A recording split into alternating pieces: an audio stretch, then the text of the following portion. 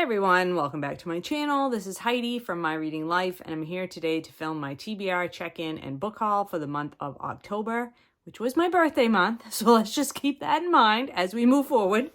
And let's just talk about the damage that was done in October. So here we are. This is what we're looking at for the balance sheet. I read 10 books total in the month of October. 7 of those were off my shelf. 16 books were brought into my home. So that was, and I unhauled none. And so that was a +9 to come in. So we're back up to 108, which, you know, it's not a problem. It's not a problem. This is just a little fun exercise that we're doing. So yes, I have stuff coming out of here. It was my birthday month. So I purchase a lot of books in my birthday month. And I'm not going to get on myself for that. And like I've said over and over again, this is just a fun exercise that I conduct to try to keep myself more intentional about my book buying habits. So I'm not just buying a bunch of books because I've heard about them somewhere, but I'm actually buying the books that I either am going to read soon for whatever project that I'm working on, or I'm like super excited, or it's like a favorite author or something like that. So let's talk about the books that did come in and why they came in. So this very first book was a gift from the publisher. This is Cull of the Wild, Killing in the Name of Conservation by Hugh, Warwick. And this is by Bloomsbury Wildlife. And they reached out to me to ask if I would be interested in anything from their catalog about wildlife. And this particular book is about invasive species and how we control invasive species. And is it, you know, ethical to cull certain species because they are considered invasive. And because in my job I deal with invasive species, I was super interested in this one. Plus, cover, super cute. Really, really excited to read this one. I'm actually hoping to read this one in November. And this is a new book. This is this was first published in the United Kingdom in 2024. And so I think it just recently came out here in the US. So yeah, very much excited about this one, and thank you to Bloomsbury Publishing for that one. Then I received a book from my friend Rachel, she and I buddy read a lot of nonfiction, and she sent me this book that she had read and really enjoyed. This is Wild Girls by Tiya Miles, How the Outdoors Shaped the Women Who Challenged a Nation. And Tiya Miles won some awards for her book. I think it was called The Things She Carried. And I haven't read that book, and I haven't read this book, and Rachel sent this one to me so that I could read it. It is a smaller nonfiction, which is nice. And I'm super excited to read this book. I think the topic is really interesting. Sort of crosses my two of my favorite subject areas, wildlife, nature writing, science writing, and feminism. So yeah, that one's exciting. And then I received a lovely birthday gift from Britta, and it is this book, Kingmaker, Pamela Herman's Astonishing Life of Power, Seduction, and Intrigue by Sonia Purcell. Brand new hardcover. Love it. Love this cover. I read Sonia Purcell's A Woman of No Importance, which was about a woman spy in World War II, I believe. And this is about Pamela Herman, who was actually a double agent. She was like a high society sort of party girl type of a person, and that was the persona that she had, but there was a lot of depths to her. And I believe she was a double agent for Russia, but it might have been in Germany, so I can't remember for sure, but very interested to learn more about this very intriguing woman. Thank you, Britta, for that gift. I then got a birthday gift from Kim at Middle of the Bookmark, and she sent me 2 books off of my want to read list on Goodreads. The first is this small graphic memoir, graphic nonfiction, I guess I would call it. It's not really memoir, it's graphic nonfiction. This is Seen, the True Stories of Marginalized Trailblazers. So this is a series of graphic nonfiction, and this one is about Rachel Carson, which, I mean, really, like, could it be more perfect for me? I don't think so. And this is created and written and artists and all that, Birdie, Willis, Abrego, and Kieran, Quigley. So let's just look at the artwork. It looks like this. And it's just a little tiny thing. So I'm really looking forward to getting this one soon as well, like maybe in November as well, because it's nonfiction. And then Kim sent me this novel, The Road to Dalton by Shannon Bowring, which is a Maine author about a community in northern Maine in Aroostook County. And Shannon Bowring is herself from Aroostook County originally, although she lives in Mid-Coast Maine now. And this is a book about small town America, sort of in the vein of Olive Kittredge, which is one of my favorite books of all time. And I had seen positive reviews on this book and had listened to an interview with the author, and was actually like getting ready to like decide whether I wanted to either borrow this from the library or purchase it myself when a package arrived in the mail to me from Kim for my birthday, and she had mailed it to me. So it was like she was psychically connected to my brain. So thank you to Kim for those two books. Very excited to read those. Okay, the next bunch of books were purchases that I made on my own with gift cards and whatnot that I received for my birthday. I got this book used. This is Disability Visibility, First-Person Stories from the 21st Century, edited by Alice Wong. And this book has been all over BookTube for several years now. This was originally published in, let's check out that publication date,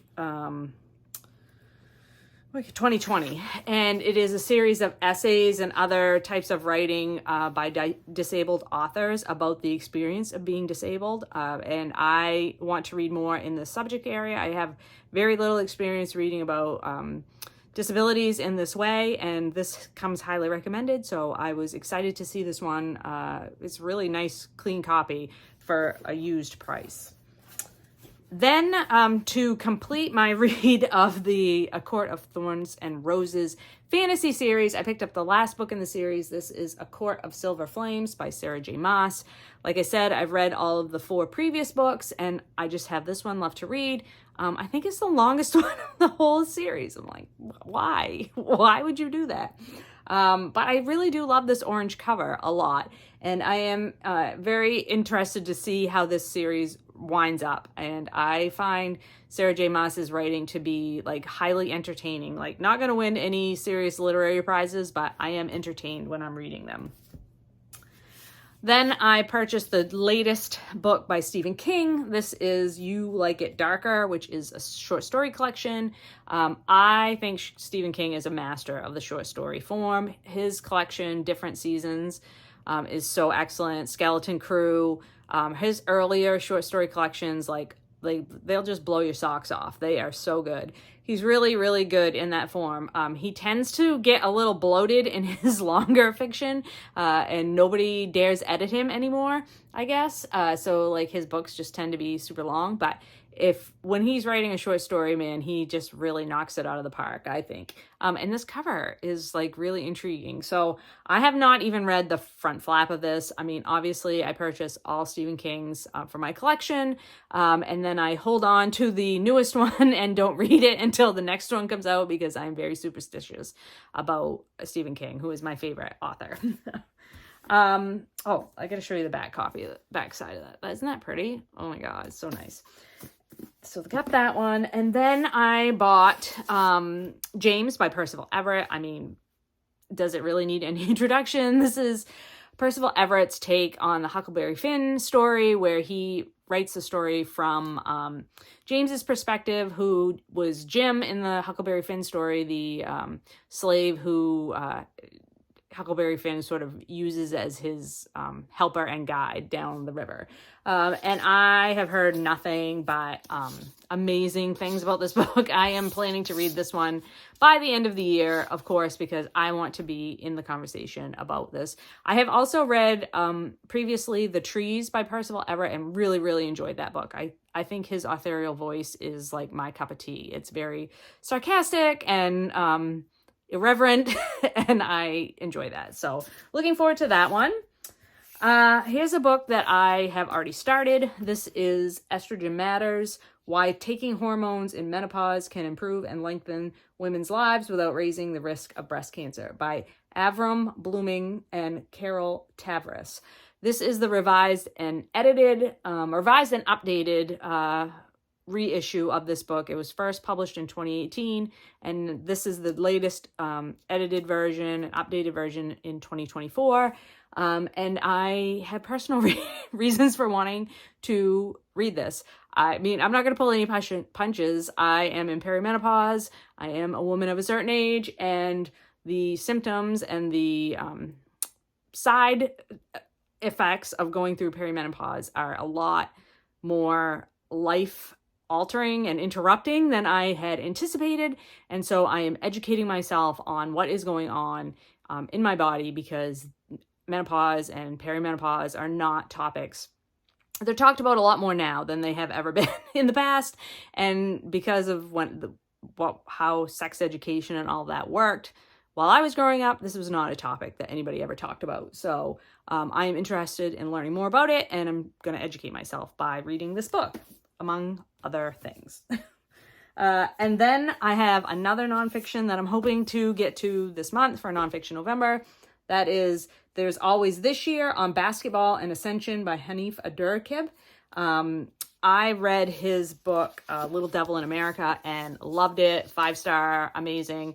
I want to read more by Hanif Abdurraqib, but also I love basketball, so this seems like a no-brainer for me. I've heard nothing but good things about this essay collection. Again, I haven't even read the front flat because I love the author. I've heard good reviews. It's about basketball and culture and what's going on in the US today. And I'm like, yes, please, all of that for me. So I hope to read this in November for Nonfiction November. I then bought the next book that I need to read in the Dark Tower series by Stephen King. This is number 4, Wizard in Glass. I read the 3rd book in this series, The Wasteland.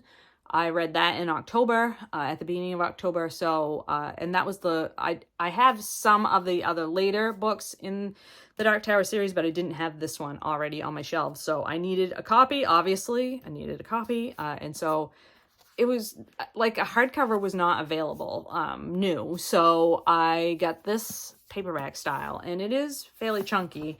There is like 850 pages in this book. So yeah, but, I really enjoyed the book 3 and, want to continue on. So I had to get book 4. So that was it for the books that I purchased for myself for my birthday.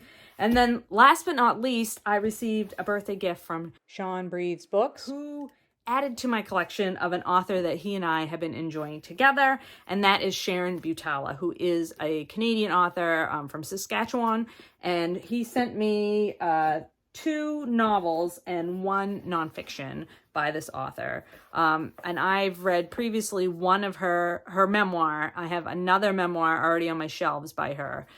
So these are some books that I did not have copies of. So for nonfiction, this is Wild Stone Heart, and this is about Saskatchewan landscapes and Shannon Butala's life. So I think it says here that it ranges over prehistory, natural history, Amerindian customs, the farming and ranching ways of life, and the politics of the West today.